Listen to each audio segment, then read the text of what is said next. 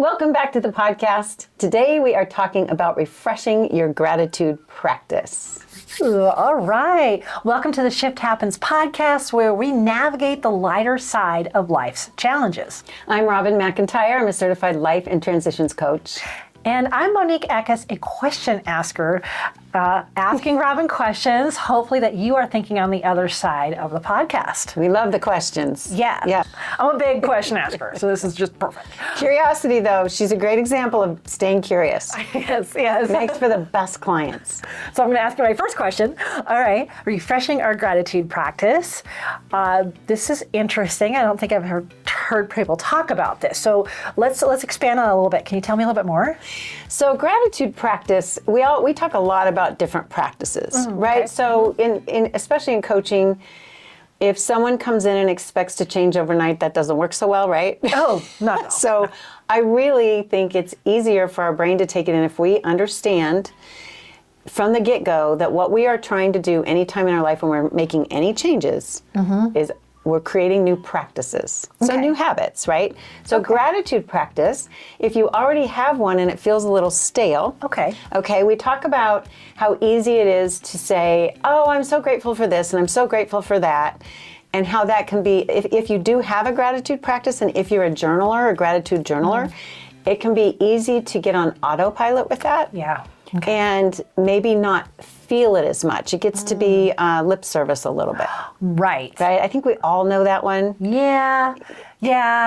And you could tell kind of when it's getting stale. Yeah. I mean, obvious, like for me, it's just like I gave up doing it, kind of a thing. But I love that, refreshing this to embody it. Really embody that gratefulness is one of the key words we put up there, which is cool. Yeah. It's so different than just saying the words. And I got to be honest, I go through phases with I don't actually do a written process. Okay. And when I've started, it's a start, stop, and then we get a little judgy, and then... Oh, gosh. But the other thing I have to say, and this is why I think we chose it this week, is because this is a lot of our things that it's not just what my clients come up with, it's what we talk about too, or talk about with our friends. And I've gotten to a place where I think I'm always practicing gratitude, so I don't need to write it down. Oh. And I don't think that's true right now. I think I need to get back to a written practice because... it's easy to do in passing and again, not embody it. Yeah. I feel like I walk around pretty grateful most of the time. Not that the things that we're going to talk about don't come up for me, right? This is our truth-telling podcast. Oh boy. But yeah, I think sometimes when things just feel like they're getting away from us, it's always a great thing to try to pull it back, and that's what I need to do for myself for sure. Yeah, and we'd written, I think there's 3 different things that we wrote in our notes that why a gratitude practice is a good thing to have, and I think a good refresher, if you could tell us those things. The great thing about a gratitude practice is it does help overall stress, right? If we're grateful, it's much better than not. True. Overall health, I mean, if you're in a better mindset, which is the other main thing, is it helps our mindset. Okay. So if we stay in a better mindset, better energy, better results, better overall everything. Okay, we don't have this on the board, but one of your core things is identity. So we could really identify with, I am a grateful person. Yes. Ooh. Yes, because what's the opposite of that? Ungrateful person. Oh, well, that's pretty. I mean, if we were to intentionally choose, I want to be a woman who's very grateful, or I want to be a woman who's not grateful. Yeah. It's kind of a no-brainer. Okay. And I like that you've said it as a practice. Obviously, that's the title of this whole podcast, but it does help bring it to the front of your mind more often, so you can be that person who is a grateful person. Yes. Yeah. And I think, I've been compared to Pollyanna, if you've seen that movie from the 70s or something, and she's always rainbows and crystals and like everything's nice and sunny and fun all the time. That's good and everything, but I think if I really was like embodying this and having some kind of practice, I could really get these benefits out of it more. I'm raising my hand right next to you. Yes. So I'm not saying I think one of the notes we have is it's not just a nice thing, Right. It's true. It's so much more than that. It's not just a warm fuzzy. Yeah. But it is a warm fuzzy. I know. So I think of it too as for me personally, when I tune in and I'm not feeling grateful and then I realize I am grateful, it's like a pattern interrupt. Oh, yeah. Yeah, so it can change a lot really fast if we get good at catching when we're not in gratitude. Okay. So when we're talking about how to recognize if we're out of gratitude, we have some things that you might be feeling, thinking, saying, some little triggers that you can go, oh, okay, maybe it is time to refresh my gratitude practice. So let's go over some of those examples. Well, again, if we're tuned in and we know we're moody, okay, if we know we're being moody and we aren't sure where it's coming from, that's really it's judgment for me. Okay. When I'm in judgment, it's hard to be grateful when you're in judgment.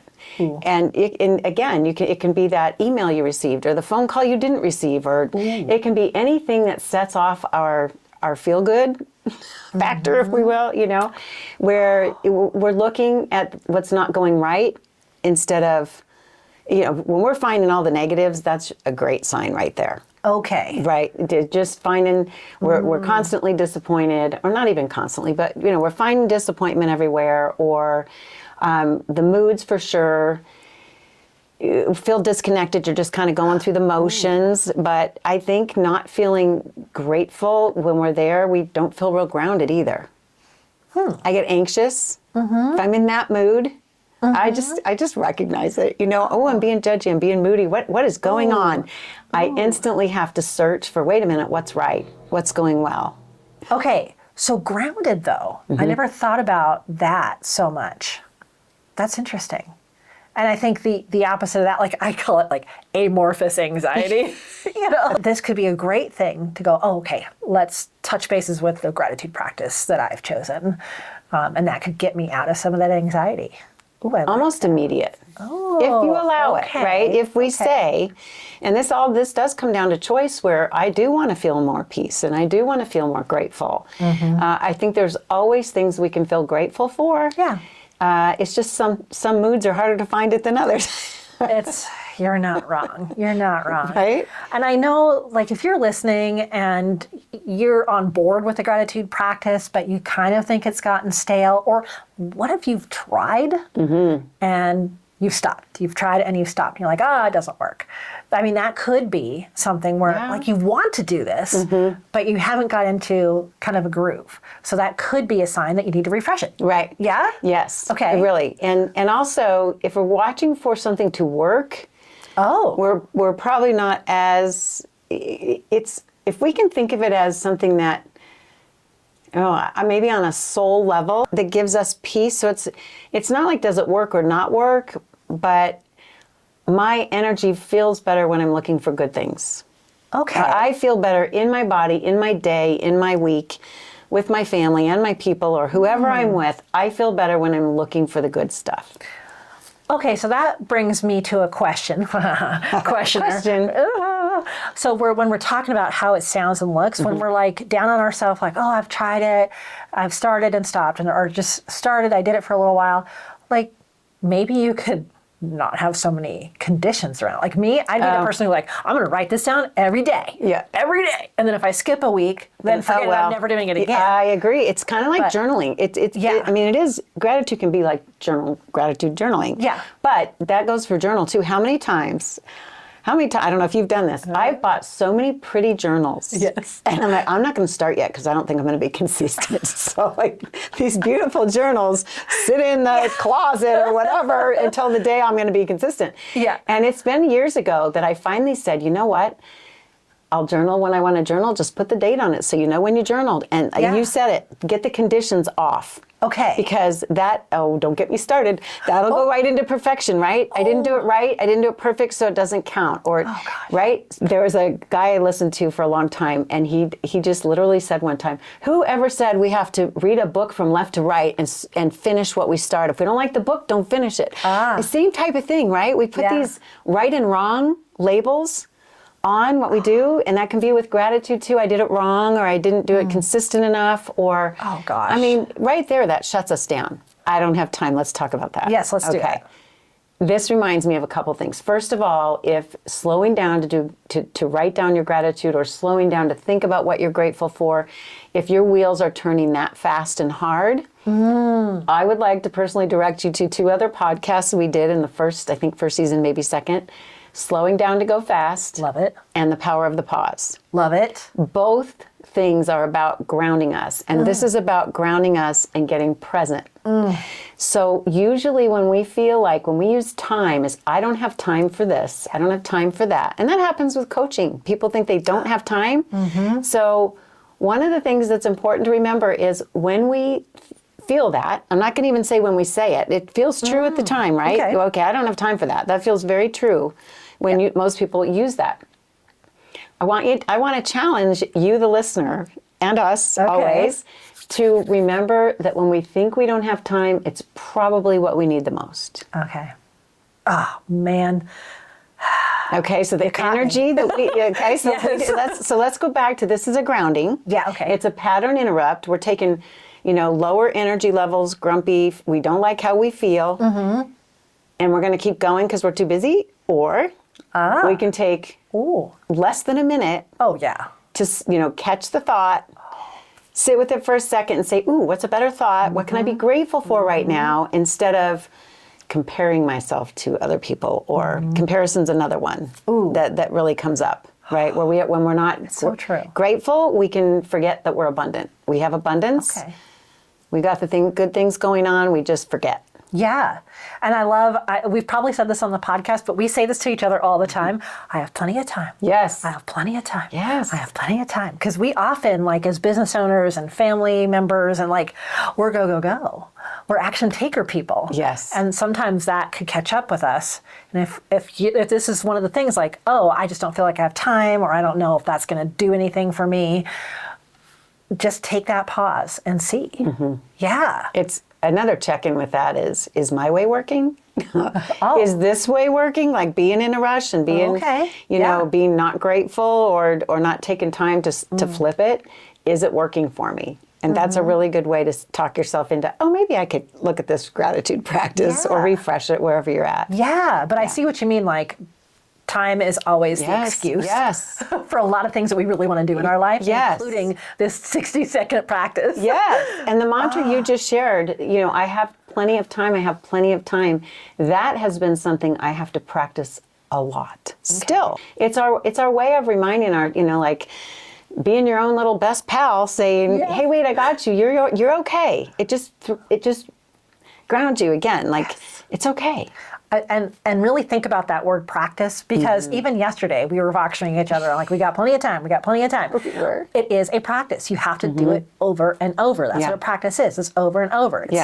And that's okay. What else is there to do? I mean, you sleep every day. You eat every day. You breathe every day. Nice analogy. I like that. We brush our teeth. We practice every day. Yes. We practice lots of things every day.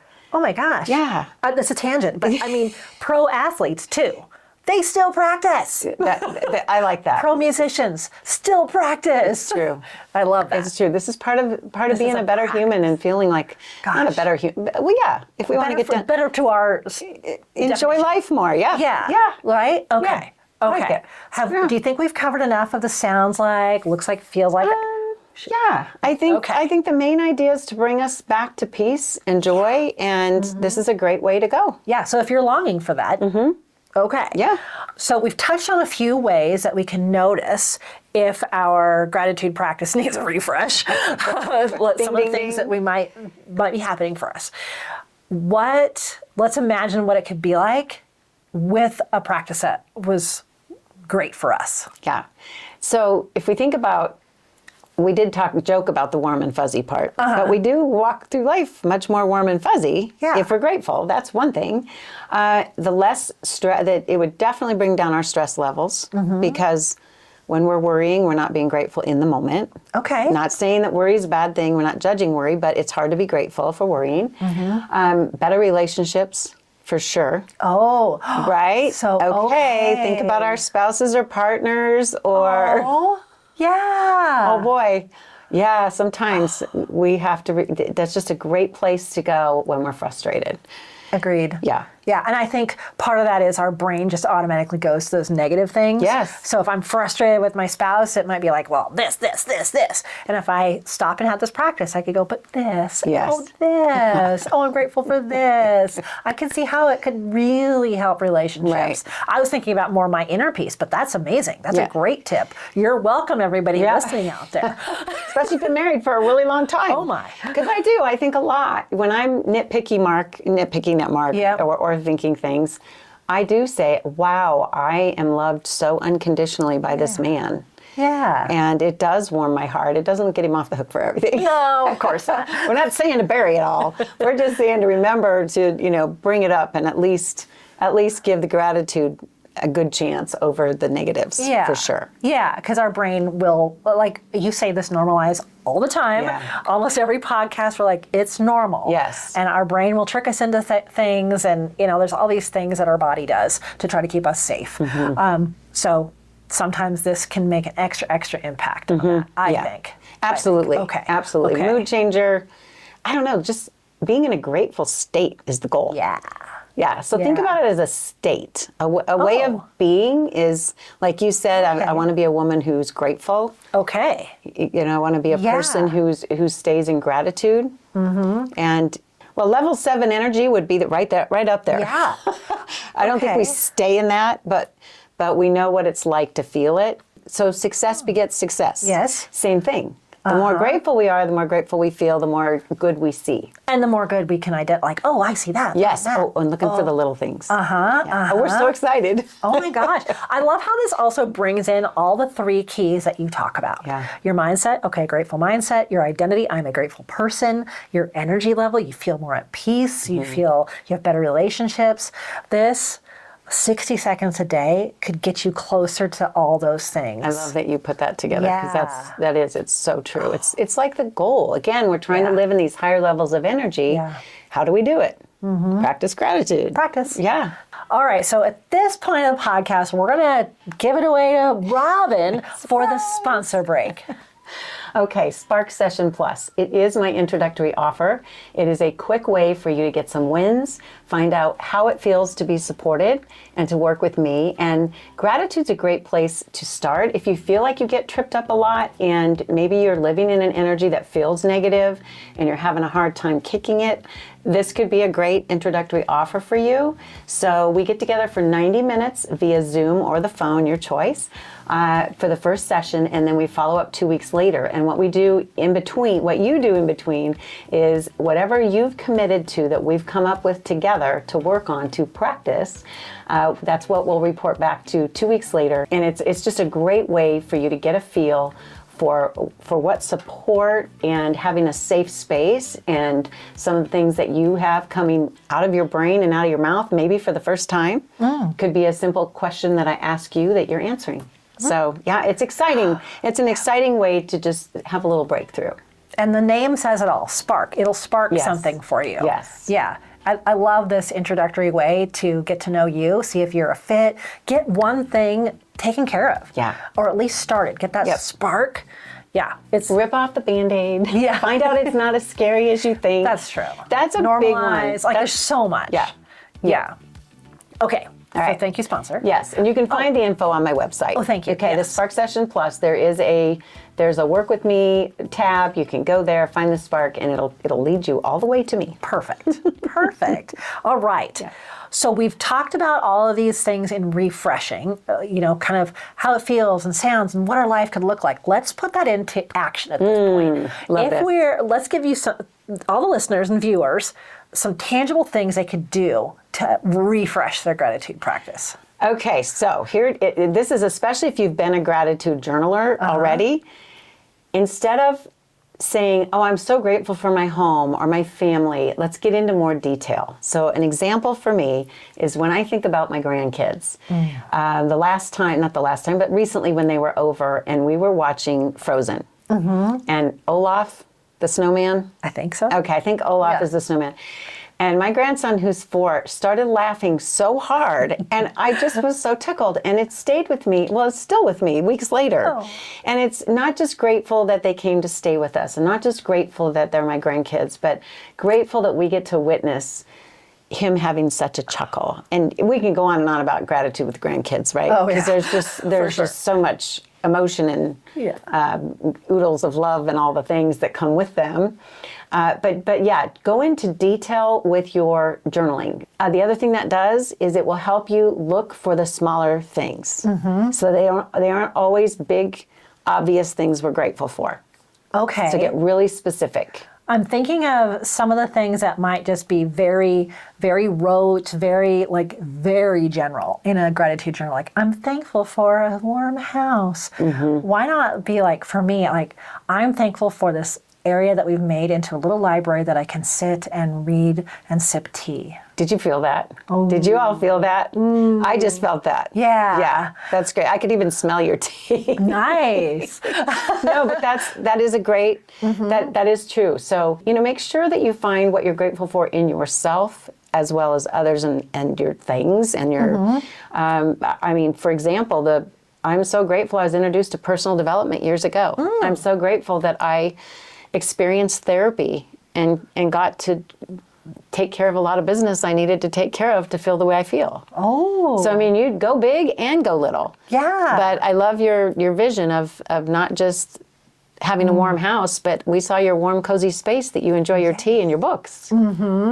That's probably a hint there. If you can actually visualize it like a painting or a photo, then you're getting the detail. Like, you could probably see Mickey smile. Yeah. Right? I can hear him. Yes, Yeah. I can see my space. One little thing sometimes for me is what it takes. Like, my hair is amazing today or whatever, right? I don't ever say that. No, just kidding. But you know what I mean? Like, Yes. hey, this fits awesome. I chose well. Yes. I don't know. No, Is that those something? are great, Okay. absolutely great Okay. examples. Yeah. Right? You're looking for the wins. You're looking for what you're grateful for. Absolutely. Okay. Yeah. All right. You earned that. 35 pounds, 40 pounds, whatever you've lost. Of course you earned that. There's a couple of things too. Like, if you're not a journaler, we have a couple other ways that you could spice up or refresh your practice. Yes. This, I think, could be like your biggest takeaway maybe from this. Yeah, especially if you don't want to, if you feel like you don't have time to journal or whatever. Okay, so we talked about one thing on another podcast that was bringing your wins to the dinner table. Yeah. So that you're looking for all the things that you did well. Or that you're excited about. We call them the wins in coaching calls, right? Okay, yep. Bring me your wins. And usually we don't see them, so that's why that's a good practice. But what if you did this with your gratitude at the dinner table? Bring 3 things to the dinner table that you're grateful for and get in the habit with either, whoever lives with you. And even if they don't, what's another thing that I could do?